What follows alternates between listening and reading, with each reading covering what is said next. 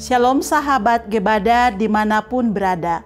Kiranya saudara sekalian senantiasa diberkati Tuhan dan diberikannya semangat untuk terus setia mengikuti Gebada hingga saat ini. Hari ini kita akan membaca kitab Amsal pasal 15 sampai 18. Amsal pasal 15 berisi tentang nasihat mengenai apa dan bagaimana seseorang seharusnya berkata-kata. Salah satu yang ditekankan di sini adalah kita harus berkata-kata dengan lemah lembut. Mengapa harus dengan lemah lembut?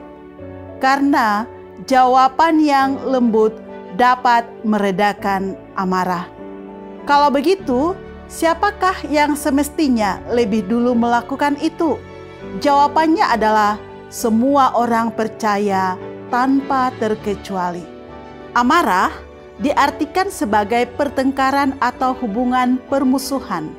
Oleh sebab itu, perkataan lemah lembut dapat meredakan pertengkaran atau hubungan permusuhan, sehingga kerajaan Allah nyata dan kemuliaan hanya bagi Allah saja. Saudaraku, ingatlah bahwa Allah senantiasa memperhatikan kita semua. Oleh sebab itu, kita harus bertekad untuk berkata dengan lemah lembut. Lalu, apa dampak lain dari perkataan lemah lembut itu? Dampaknya adalah hati seseorang dapat dipulihkan, sehingga Tuhan akan dipermuliakan oleh hal ini. Di dalam Amsal pasal 16 berisi tentang hubungan antara kerja keras seseorang dan keberaniannya. Pertanyaan yang paling sering kita lontarkan atau orang lain tanyakan seperti, apakah keberhasilan itu tergantung dari usaha kita atau sama sekali tidak ada hubungannya? Atau cukupkah keberhasilan itu hanya berasal dari kasih karunia Allah saja? Bahkan muncul pertanyaan, sampai manakah batas usaha kita dan sampai mana batas kasih karunia Tuhan itu? Jawaban untuk pertanyaan tersebut haruslah kita pahami bahwa kita harus mengelola pikiran kita dalam merencanakan sesuatu dan mengelolanya. Itulah sikap dasar manusia. Namun kendati demikian, hasilnya hanya ada di tangan Tuhan. Kita akan merasa sedih kalau hasilnya tidak sesuai dengan kehendak kita. Meskipun kita berpikir bahwa kita berencana secara sempurna, namun rencana itu hanya dapat terrealisasi di dalam dan oleh pertolongan Tuhan. Saudaraku, Tuhan menyelidiki hati. Dia melihat apakah ada motif tersembunyi yang ada di dalam hati kita. Oleh sebab itu, kita harus berusaha sebaik mungkin. Selebihnya kita serahkan kepada Allah. Di dalam pasal 17 dikisahkan tentang tempat peleburan hati dan pengujian. Misalkan orang-orang meleburkan emas bertujuan untuk memurnikan emas dan menghasilkan nilai tinggi. Dengan demikian, alasan utama Tuhan menguji hati kita adalah untuk membuat kita memiliki iman yang kuat dan tidak goyah seperti permata yang sudah dimurnikan. Oleh karena itu, tak kala kita sedang diuji oleh Tuhan, janganlah ragu, apalagi mengeluh. Tuhan pasti beserta kita dalam melewati proses pemurnian iman kita. Di dalam pasal 18 berisi tentang sukacita yang sejati yang berasal dari hikmat Allah. Sukacita terletak pada relasi dengan Tuhan dan sesama manusia, bukan kepada harta benda. Itulah yang disebut sebagai hikmat hidup bersama. Prinsip yang harus kita pegang terkait hikmat hidup bersama ini. Kita harus mendengar dengan baik ucapan lawan bicara. Sebaliknya, jika kita tidak mendengarkan ucapan lawan bicara, sudah pastilah lawan bicara akan sakit hati. kita harus memiliki satu paham bahwa ketika kita menginginkan pengetahuan baru, maka prinsip dan sikap yang harus kita miliki adalah kita harus mau mendengarkan orang lain dan belajar darinya. Setelah kita mendengarkannya, apa yang harus kita lakukan? Yang kita lakukan bukanlah memaksakan pendapat kita, melainkan menerimanya sebagai bentuk kehendak Tuhan. Inilah yang perlu kita imani dan lakoni. Saudaraku, sekarang marilah kita membaca Amsal pasal 15 sampai 18 secara bersama-sama.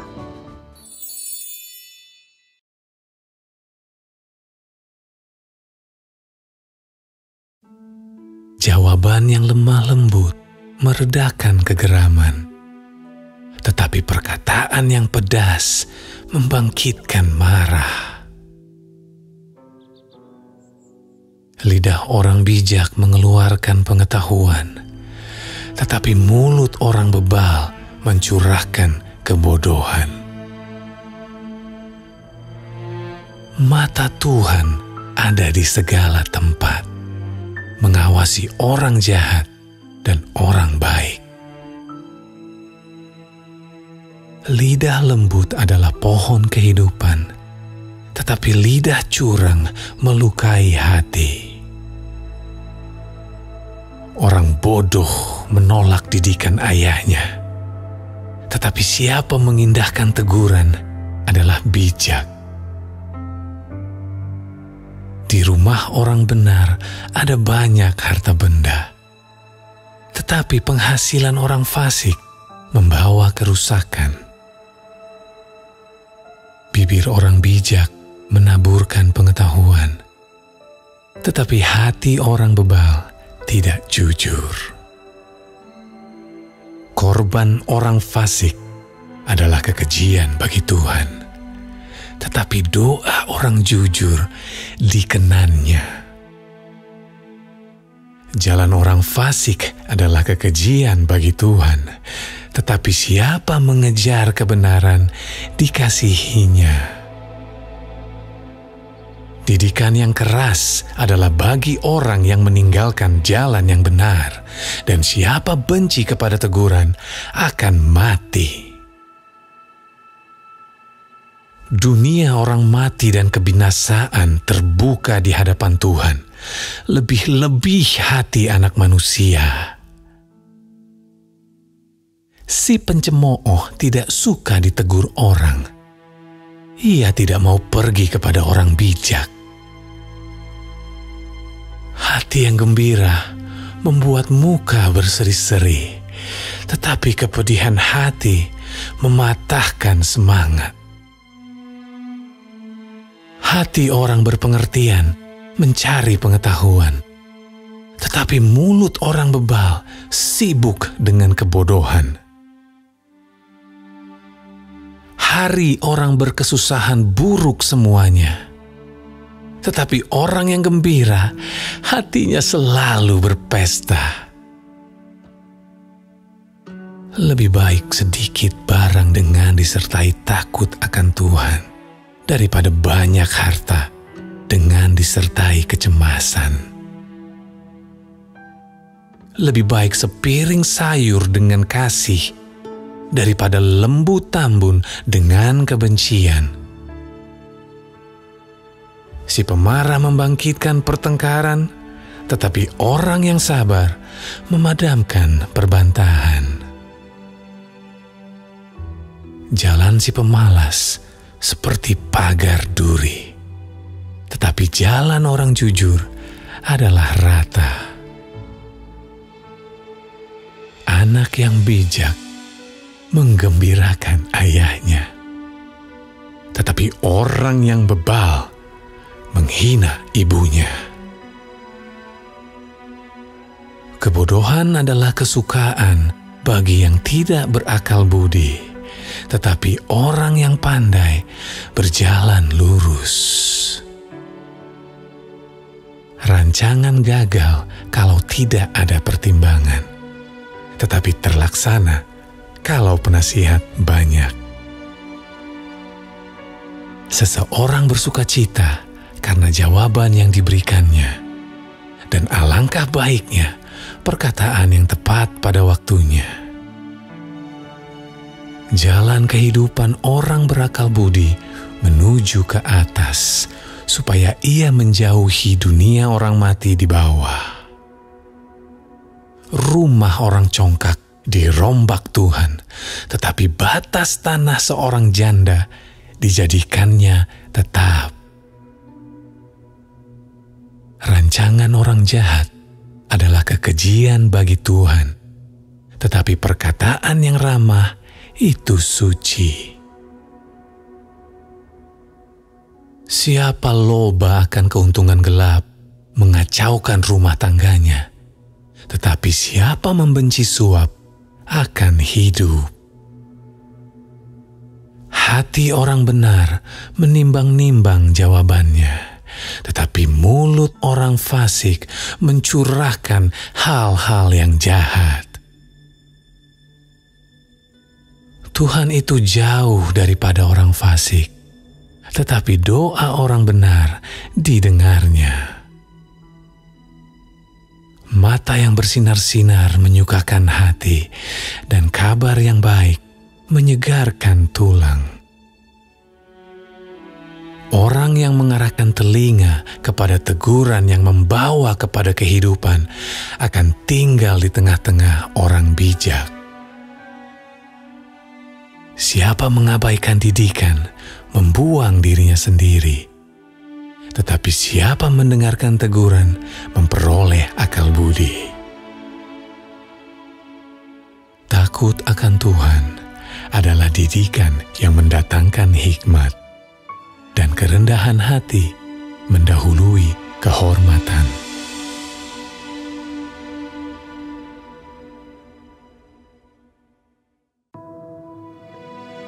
Manusia dapat menimbang-nimbang dalam hati, tetapi jawaban lidah berasal daripada Tuhan. Segala jalan orang adalah bersih menurut pandangannya sendiri, tetapi Tuhanlah yang menguji hati. Serahkanlah perbuatanmu kepada Tuhan, maka terlaksanalah segala rencanamu. Tuhan membuat segala sesuatu untuk tujuannya masing-masing, bahkan orang fasik dibuatnya untuk hari malapetaka. Setiap orang yang tinggi hati adalah kekejian bagi Tuhan. Sungguh, ia tidak akan luput dari hukuman. Dengan kasih dan kesetiaan, kesalahan diampuni. Karena takut akan Tuhan, orang menjauhi kejahatan. Jikalau Tuhan berkenan kepada jalan seseorang, maka musuh orang itu pun didamaikannya dengan dia. Lebih baik penghasilan sedikit disertai kebenaran daripada penghasilan banyak tanpa keadilan. Hati manusia memikir-mikirkan jalannya, tetapi Tuhanlah yang menentukan arah langkahnya. Keputusan dari Allah ada di bibir raja. Kalau ia mengadili, mulutnya tidak berbuat salah. Timbangan dan neraca yang betul adalah kepunyaan Tuhan. Segala batu timbangan di dalam pundi-pundi adalah buatannya. Melakukan kefasikan adalah kekejian bagi raja, karena tahta menjadi kokoh oleh kebenaran. Bibir yang benar dikenan raja, dan orang yang berbicara jujur dikasihinya.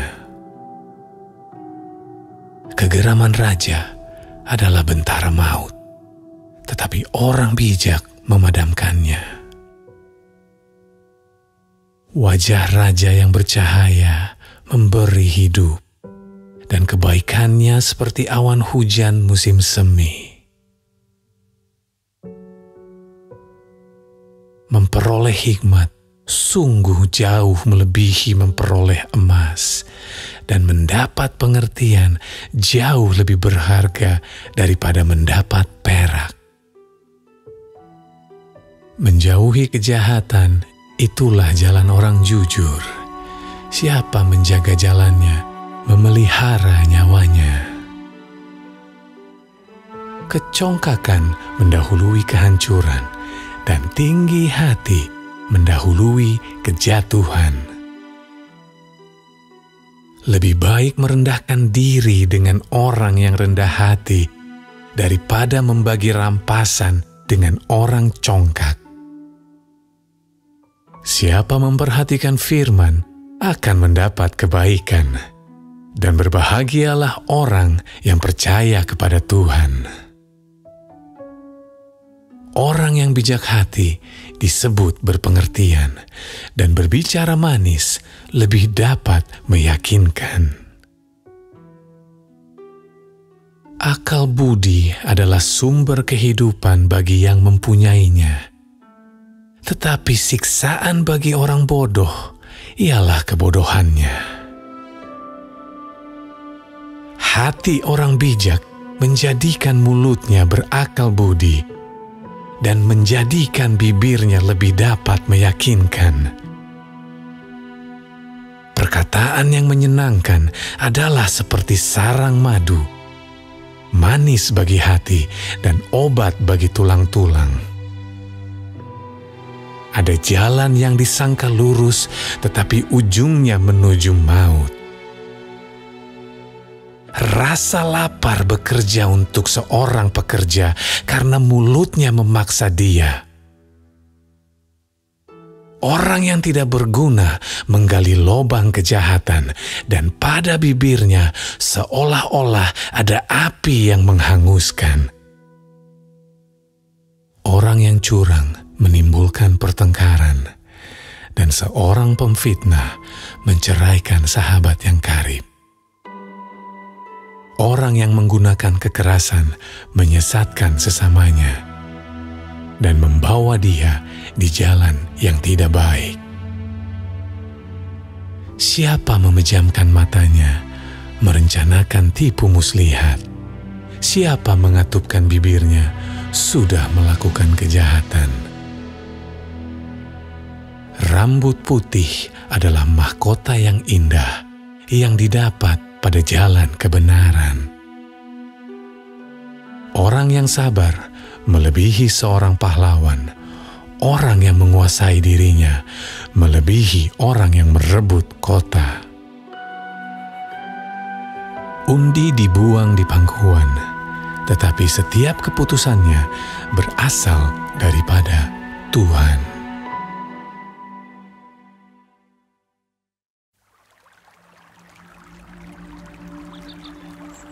Lebih baik sekerat roti yang kering disertai dengan ketentraman daripada makanan daging serumah disertai dengan perbantahan. Budak yang berakal budi akan berkuasa atas anak yang membuat malu, dan akan mendapat bagian warisan bersama-sama dengan saudara-saudara anak itu. Kui adalah untuk melebur perak, dan perapian untuk melebur emas. Tetapi Tuhanlah yang menguji hati. Orang yang berbuat jahat memperhatikan bibir jahat. Seorang pendusta memberi telinga kepada lidah yang mencelakakan. Siapa mengolok-olok orang miskin, menghina penciptanya. Siapa gembira karena suatu kecelakaan, tidak akan luput dari hukuman. Mahkota orang-orang tua adalah anak cucu, dan kehormatan anak-anak ialah nenek moyang mereka. Orang bebal tidak layak mengucapkan kata-kata yang bagus, apalagi orang mulia mengucapkan kata-kata dusta. Hadiah suapan adalah seperti mestika di mata yang memberinya, Kemana juga ia memalingkan muka, ia beruntung. Siapa menutupi pelanggaran, mengejar kasih. Tetapi siapa membangkit-bangkit perkara, menceraikan sahabat yang karib. Suatu hardikan lebih masuk pada orang berpengertian daripada 100 pukulan pada orang bebal. Orang durhaka hanya mencari kejahatan, tetapi terhadap dia akan disuruh utusan yang kejam. Lebih baik berjumpa dengan beruang betina yang kehilangan anak daripada dengan orang bebal dengan kebodohannya. Siapa membalas kebaikan dengan kejahatan, kejahatan tidak akan menghindar dari rumahnya. Memulai pertengkaran adalah seperti membuka jalan air. Jadi undurlah sebelum perbantahan mulai. Membenarkan orang fasik dan mempersalahkan orang benar, kedua-duanya adalah kekejian bagi Tuhan. Apakah gunanya uang di tangan orang bebal untuk membeli hikmat, sedang ia tidak berakal budi? Seorang sahabat menaruh kasih setiap waktu dan menjadi seorang saudara dalam kesukaran. Orang yang tidak berakal budi ialah dia yang membuat persetujuan yang menjadi penanggung bagi sesamanya. Siapa suka bertengkar, suka juga kepada pelanggaran. Siapa memewahkan pintunya, mencari kehancuran. Orang yang serong hatinya tidak akan mendapat bahagia. Orang yang mutar-mutar lidahnya akan jatuh ke dalam celaka. Siapa mendapat anak yang bebal, mendapat duka, dan ayah orang bodoh tidak akan bersuka cita. Hati yang gembira adalah obat yang manjur, tetapi semangat yang patah mengeringkan tulang. Orang fasik menerima hadiah suapan dari pundi-pundi untuk membelokkan jalan hukum. Pandangan orang berpengertian tertuju pada hikmat, tetapi mata orang bebal melayang sampai ke ujung bumi. Anak yang bebal menyakiti hati ayahnya dan memedihkan hati ibunya.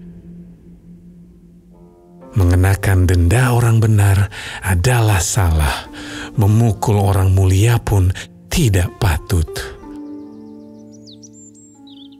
Orang yang berpengetahuan menahan perkataannya. Orang yang berpengertian berkepala dingin. Juga orang bodoh akan disangka bijak kalau ia berdiam diri, dan disangka berpengertian kalau ia mengatupkan bibirnya.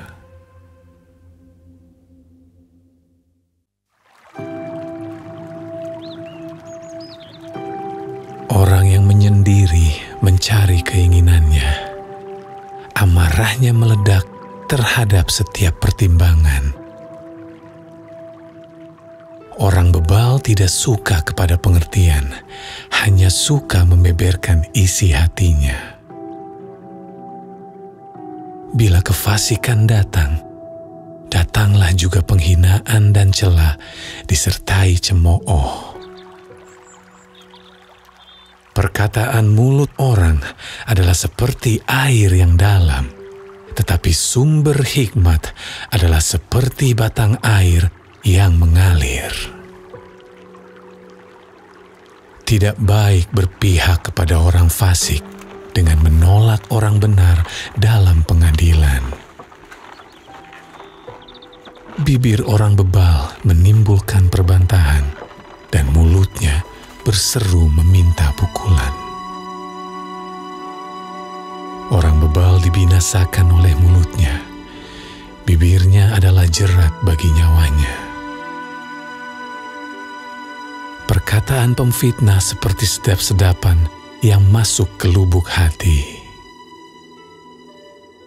Orang yang bermalas-malas dalam pekerjaannya sudah menjadi saudara dari si perusak. Nama Tuhan adalah menara yang kuat. Kesanalah orang benar berlari dan ia menjadi selamat. Kota yang kuat bagi orang kaya ialah hartanya, dan seperti tembok yang tinggi menurut anggapannya. Tinggi hati mendahului kehancuran, tetapi kerendahan hati mendahului kehormatan. Jikalau seseorang memberi jawab sebelum mendengar, itulah kebodohan dan kecelaannya. Orang yang bersemangat dapat menanggung penderitaannya, tetapi siapa akan memulihkan semangat yang patah? Hati orang berpengertian memperoleh pengetahuan, dan telinga orang bijak menuntut pengetahuan. Hadiah memberi keluasan kepada orang, membawa dia menghadap orang-orang besar. Pembicara pertama dalam suatu pertikaian nampaknya benar. Lalu datanglah orang lain dan menyelidiki perkaranya.